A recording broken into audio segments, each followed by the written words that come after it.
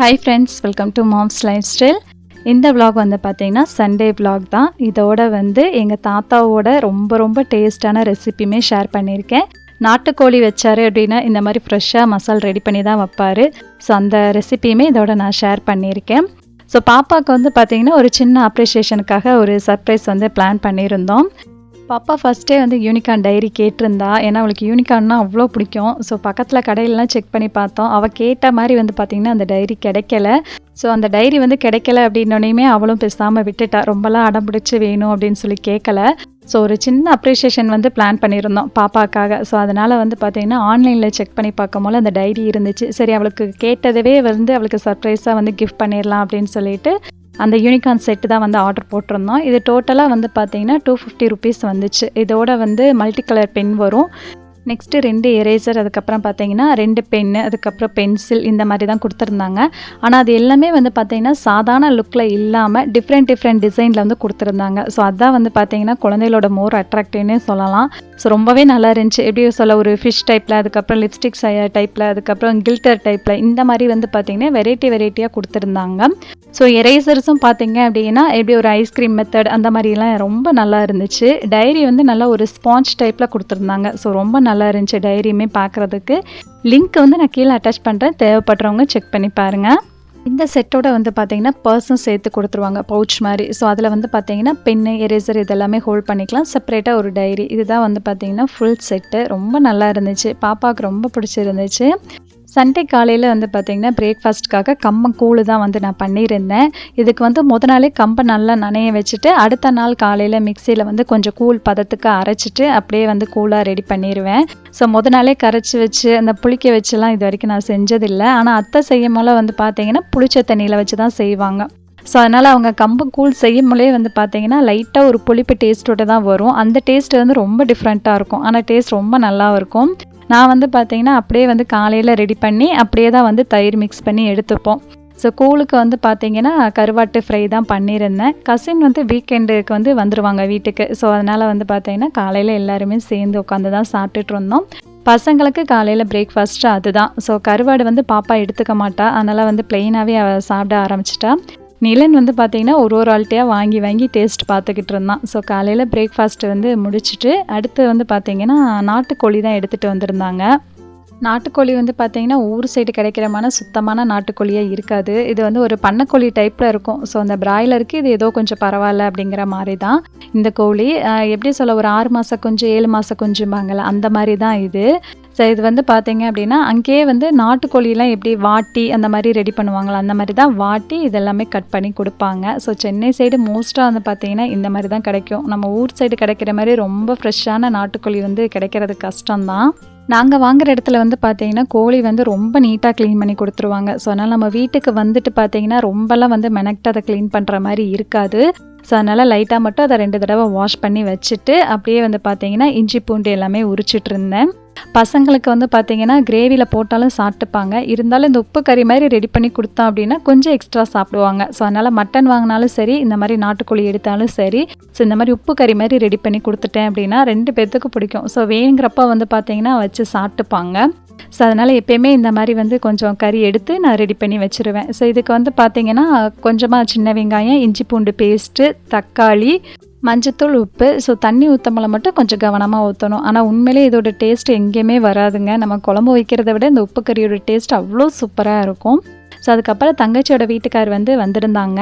சித்தி வந்து பார்த்திங்கன்னா ஊர்லேருந்து தேங்காய், வாழைப்பழம் எல்லாமே கொடுத்து விட்டுருந்தாங்க. ஸோ அதை வந்து கொடுக்கலாம் அப்படின்னு சொல்லிட்டு வந்திருந்தாங்க.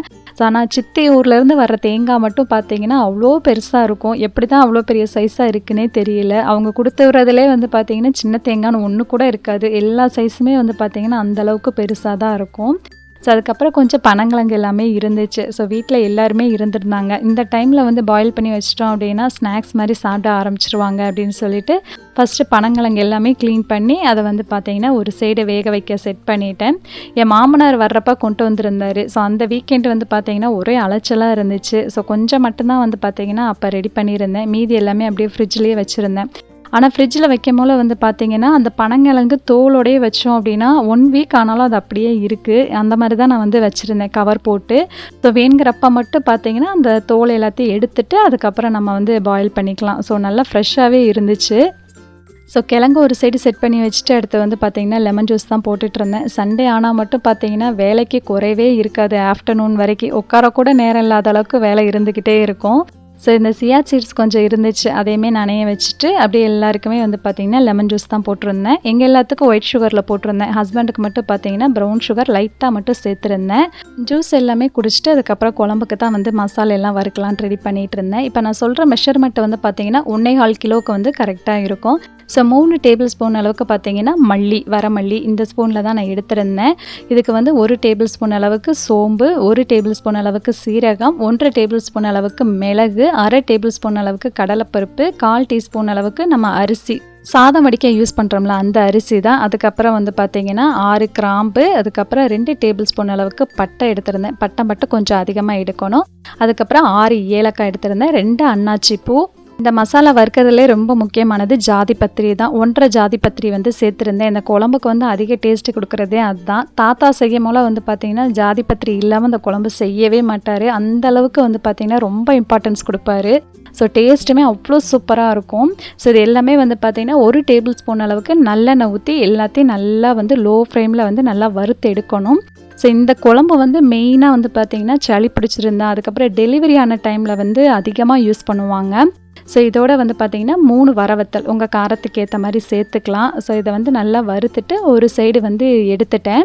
அடுத்து வந்து பார்த்திங்கன்னா மறுபடியும் 2 டேபிள் ஸ்பூன் அளவுக்கு நல்லெண்ணெய், இதோட வந்து பார்த்திங்கன்னா 6-7 பல் பூண்டு, கொஞ்சமாக இஞ்சி, சின்ன வெங்காயம் நல்லா அதிகமாக 1.5 கையளவுக்கே நான் சேர்த்துருந்தேன். ஸோ எல்லாத்தையும் நல்லா வந்து வதக்கி எடுத்துட்டு இதோட வந்து பார்த்திங்கன்னா மீடியம் சைஸ் ஒரு தக்காளி வந்து எடுத்திருந்தேன். ஏன்னா தக்காளி வந்து அதிகமாக சேர்த்தோம் அப்படின்னா புளிப்பு டேஸ்ட் வரும்.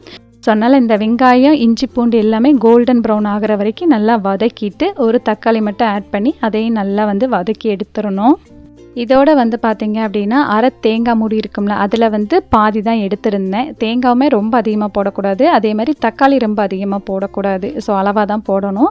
ஸோ தேங்காவை வந்து சேர்த்துட்டு நல்லா 2 தடவை பரட்டிட்டு ஸ்டவ் ஆஃப் பண்ணி ஆற வச்சிடணும். ஸோ இந்த ரெசிபி வந்து பார்த்திங்கன்னா டெலிவரி ஆன டைமில் வந்து சாப்பிட்டோம் அப்படின்னா உண்மையிலே நம்ம வந்து டெலிவரி ஆன டைமில் வர்ற புண்ணு எல்லாமே வந்து நல்லா ஆறும். எனக்கு வந்து பார்த்திங்கன்னா டெலிவரி ஆன 2 குழந்தைகளுக்குமே வந்து அம்மா வந்து 2 days ஒன்ஸ் கண்டிப்பாக நாட்டுக்கோழி வந்து ரெடி பண்ணி கொடுப்பாங்க. முக்கியமாக வந்து பார்த்திங்கன்னா இந்த மாதிரி தான் மசால் ரெடி பண்ணி கொடுப்பாங்க. ஏன்னா இது வந்து பார்த்திங்கன்னா நெஞ்செரிச்சல் வராது, அதே மாதிரி மேற்கொண்டு நம்ம வயிற்றில் எந்த ஒரு புண்ணுமே வராது. டெலிவரி ஆன டைமில் இருக்கிற உள்புண்ணு கூட வந்து பார்த்திங்கன்னா நல்லா ஆறும்னு சொல்லுவாங்க. முக்கியமாக இந்த குழம்பு கொஞ்சம் தண்ணியாக வச்சுட்டு இதில் மறுபடியும் நல்லெண்ணெய் விட்டு கொடுப்பாங்க எங்கள் தாத்தா. ஸோ இது வந்து பார்த்திங்கன்னா அவ்வளோ ஒரு ஹெல்த்தியான ரெசிபி. அது மாதிரி கைகால் ஃப்ராக்சர் ஆன டைமில் கூட வந்து பார்த்திங்கன்னா இந்த குழம்பு வச்சு சாப்பிட்டோம் அப்படின்னா இந்த குழம்புக்கே வந்து எலும்பு எல்லாமே கூடும் அப்படின்னு சொல்லி தாத்தா சொல்லுவாங்க. ஸோ தாத்தாட்டேருந்து அம்மா கற்றுக்கிட்டது, அம்மாட்டேருந்து நான் கற்றுக்கிட்டது. ஸோ இந்த மட்டன் எடுத்தாலும் சரி, அதே மாதிரி வந்து பார்த்திங்கன்னா நாட்டுக்கோழி எடுத்தாலும் சரி, மோஸ்ட்டாக இந்த மாதிரி தான் நான் செய்கிறது. மசாலா எல்லாமே வறுத்து ஆற வச்சுட்டு ஒரு சைடு வந்து பார்த்திங்கன்னா ரசமும் வச்சு விட்டுட்டேன். ரசத்துக்கு வந்து பார்த்திங்கன்னா கொஞ்சமாக வந்து கறி தண்ணி ஆட் பண்ணி வச்சுருந்தேன். ஸோ டேஸ்ட் ரொம்ப நல்லா வரும், அதனால தான். ஸோ ஃபஸ்ட்டு வந்து பார்த்திங்கன்னா ஒரு அகலமான கடாய் எடுத்துகிட்டு அதில் மறுபடியும் நல்லெண்ணெய் தான் விடணும். ஸோ நல்லெண்ணெய் விட்டுட்டு கருவேப்பிலை போட்டுட்டு நம்ம வந்து வாஷ் பண்ணி வச்சுருக்க நாட்டுக்கோழியை வந்து சேர்த்துக்கிடணும். ஸோ நல்லா வந்து பார்த்திங்கன்னா சுருளாக ஆகிற வரைக்கும் அதை நல்லா எண்ணெயிலே பரட்டி எடுக்கணும். அதுக்கப்புறம் வந்து பார்த்திங்கன்னா ஃபஸ்ட்டு வந்து நம்ம மசாலுக்கு வந்து வறுத்து வச்சோம் பார்த்திங்களா, ஸோ மல்லி கிராம்பு அதெல்லாம் ஃபஸ்ட்டு வந்து பார்த்திங்கன்னா மிக்சியில் வந்து பல்ஸ் மோடு போட்டு அதை நல்லா வந்து நொறுக்கிடணும். ஏன்னா வந்து அது திப்பியாக நின்றும் நம்ம வெங்காயம் இஞ்சி பூண்டோடு அரையும் போல். ஸோ அதனால் வந்து பார்த்திங்கன்னா அதை கொஞ்சம் நல்லா அரைச்சிட்டு அதுக்கப்புறம் தான் வந்து வெங்காயம் தக்காளி இது எல்லாத்தையுமே சேர்த்து தண்ணி விட்டு நல்லா மையாக அரைச்சி எடுக்கணும்.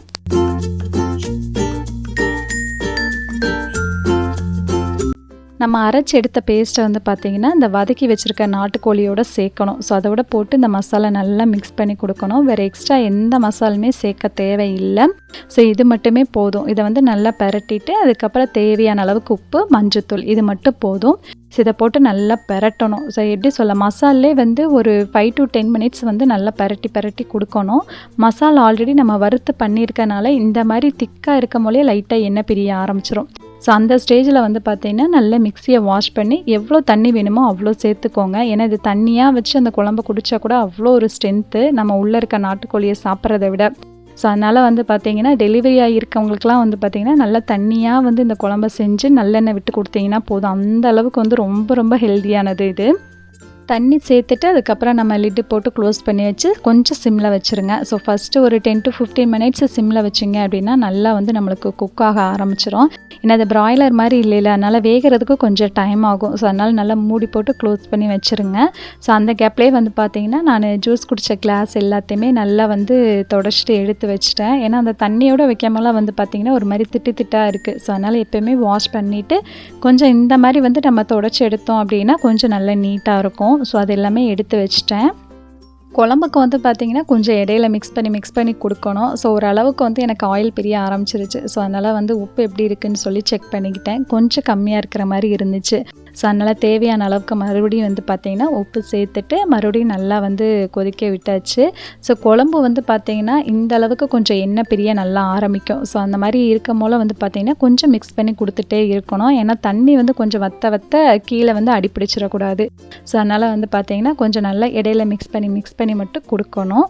ஸோ மூடி போட்டு க்ளோஸ் பண்ணி வச்சுட்டு நல்லா ஆயில் வந்து பிரியிற அளவுக்கு விட்டிங்க அப்படின்னா குழம்பு டேஸ்ட்டே செம்மையாக இருக்கும். ஸோ இந்த அளவுக்கு வந்து பார்த்திங்கன்னா நல்ல எண்ணெய் பிரிஞ்சு வரணும். முக்கியமாக இந்த குழம்பு நல்லெண்ணெயில் செஞ்சீங்க அப்படின்னா ரொம்ப ரொம்ப டேஸ்ட்டு சூப்பராக இருக்கும்.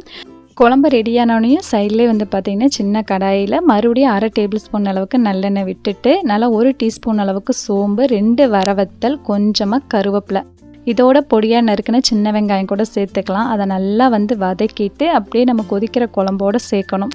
ஸோ சேர்த்து வச்சுட்டு அதை நல்லா மிக்ஸ் பண்ணிங்க அப்படின்னா செம்ம டேஸ்ட்டாக இருக்கும். சோம்பு தாளிப்பு ஃபைனலாக கொடுத்தீங்க அப்படின்னா ரொம்ப நல்லாயிருக்கும்.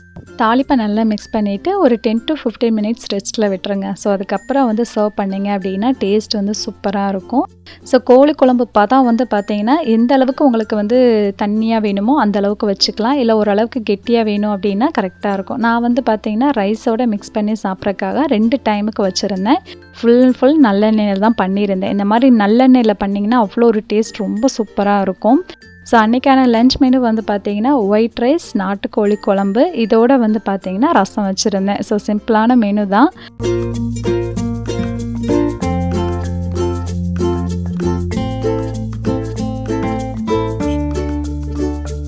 ஃபஸ்ட்டு வந்து பரிமாறிட்டேன். எல்லோரும் உட்காந்து வந்து சாப்பிட்டுட்டு இருந்தாங்க. எனக்கு சண்டே வந்து பார்த்திங்கன்னா வெளியே போகிறது கூட சுத்தமாக பிடிக்காது. ஏன்னா வீட்டிலே இருந்துட்டு நல்லா பிடிச்சதை சமைச்சு சாப்பிட்டுட்டு ஃபேமிலியோட full and full time spend பண்ணணும்.